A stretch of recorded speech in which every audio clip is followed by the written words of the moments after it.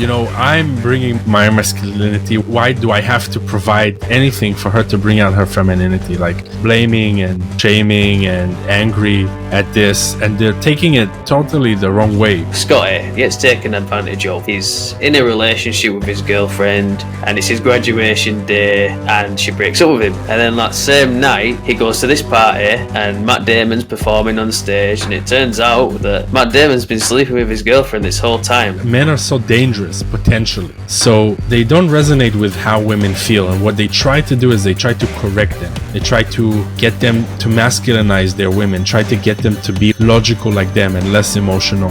And every time you do this, you're challenging your woman, and she hates that, and it makes her feel unloved and unwanted. I was thinking about the movie Euro Trip, about Scotty and how he's kind of a nice guy. He gets taken advantage of. He's in a relationship with his girlfriend, and it's his graduation day, and she breaks up with him. And then that same night, he goes to this party, and Matt Damon's performing on stage, and it turns out that Matt Damon's been sleeping with his girlfriend this whole time. So not only has she broke up with him, she was sleeping with someone else. So I guess my question to you, Simon, is: do you have any suggestions why Scotty has experienced this from his girlfriend? Yeah, of course. So Scotty is like your classic nice guy. He's not really decisive. He's scared. He's worried, anxious all the time. Trying to stay in his comfort zone, trying to be perfect and to look perfect, to do the right thing. And basically he has no polarity in his relationship with her. So she goes and she finds it elsewhere. But this is a deep topic. Like, this is something that I guess we can try to break it down. But whoever is interested in this and wants to improve their relationship and to be more masculine, to be more of a man, they'd have to stay tuned and let us do our thing, because this is high level stuff that you only reach once. You need to practice this. You need to change a lot of the assumptions that you've got as a guy that grew up in our culture today. So it's a bit complex. Does that make sense? Yeah, definitely. So with that being said, why don't we break down what polarity is and how we can achieve it in our relationships? So the first thing that you want to understand is that you want to be a man. Okay, you don't want to be behaving like her. You don't want to be possessive. You don't want to be overly emotional and attached to her and needy.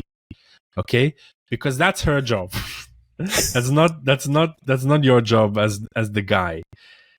Some relationships, there's a small caveat there. Some relationships are like authentically polarized, so the woman will be more masculine and the men will be more feminine. That's cool, but we're not talking about them. We're talking about most guys who want to be the leader, and most women who want to be led and want to be taken care of and want to be appreciated and respected for their beauty, for their femininity, for their divine, amazing nature. They have nothing to apologize for.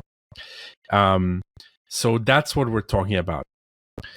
So a guy needs to embody that decisiveness, that power that she doesn't have, in order for her to be attracted to him. And why is he attracted to her? Because he doesn't have that beauty in him. That's the feminine part. So they complement each other. So then, how do you bring out that more feminine side in your woman? Well, actually, I saw in your post there was this guy criticizing you, and I heard this many times where guys are complaining about, I'm bringing my masculinity. Why do I have to provide anything for her to bring out her femininity? Like blaming and shaming and angry at this, and they're taking it totally the wrong way. It's if you want to bring out her best in her, you have to bring out the best in you. And the thing is that the nature of the masculine is decisive, effective, making money, getting results, getting things done. And the nature of the feminine, whoever embodies that, is just flowy. It's not so effective. It's enjoying the moment and passion and emotion. Now, one will feed you and provide a home and provide a roof, and one will not. It's simple as that. So if you want her to be in her feminine, then she needs a roof and she needs to eat, and her kids need to eat. Think about our in nature 10,000 years ago, living in caves. If she is pregnant and she's vulnerable to like a saber-toothed tiger, then she doesn't have time to be so pretty and beautiful for you and affectionate for you. She's busy surviving. That it's as simple as that. Her femininity can only come out when she has her basic needs met. And some guys, they find this, they don't like it, but nature doesn't make mistakes. Simple as that. So then how would a man be able to become that best self and really demonstrate his capabilities as a leader? Well, he can start by understanding that today's culture is so wrong, so polarized, so toxic for both men and women. Nobody's getting what they need and what they want today because men are too sensitive, too feminine. They don't get things done. They're stuck really, and they're struggling because they've never had a role model of somebody to teach them how to survive and how to thrive in life and business and to get things done. And women are being taught that they need to take care of themselves. And it's totally fine for a woman who wants to take care of herself. But what a lot of women are finding today is that the most successful ones, they've been cutthroat, absolute killers, achieved so much, but by the time they're 50, it doesn't matter. Like they have the house, the Porsche, the saving accounts, but they're not happy and not satisfied. So it's for you to discover what you need and what you like, who you really are inside. And you're asking me how. So a man needs to go through these processes in life. He needs to see what's working for him, what's not working, try many jobs, usually to see where he fits in and understand who he really is. If he has a real sheltered life and he stays in comfort, then he's not really going to discover who he is. It's in times of trouble and struggle that our true selves come out, not when we're comfortable and safe. Yeah, definitely. I can certainly say that whenever I've tried to shield myself from leaving my comfort zone is when I started feeling the most miserable. I've made the least amount of progress in my life. And I've noticed that when I'm not reaching for my full potential, that's when I start to feel more depressed, when I feel less satisfied in life. And I think that as a man, we've always got to kind of aim for something, a purpose, a direction. So I'm going to be real open here about something. I used to be, in a sense, much more liberal, in a sense. So it's not like I was woke, and it's not like I felt like, I think that all people should be respected, and all people deserve respect and love. And, I understand where a lot of the social justice issues come from, but I don't resonate with being a victim and forcing people to listen and all the woke bullshit and the pronouns and this and that. That's good. That's totally aside from somebody that deserves respect. Okay. Which I feel like everyone does. And what I'm saying is that I grew up with this mindset of everyone is equal and men and women are equal, and everyone should be respected. And you know, I was the sensitive new age guy, nice guy. So I believed in all of that. And what I rejected in the past was a lot of the things that conservatives really resonate with, like the gender roles and how the family should be. And what I've discovered is that both have truths in them, and both are right in many ways. We can't control people and force men to be one way and women to be another way. But what I've discovered is that men and women have certain natures that we need to be embracing. And to speak this today is become like, I don't care, but it's like culturally inappropriate, or you know, what's the word? I forgot.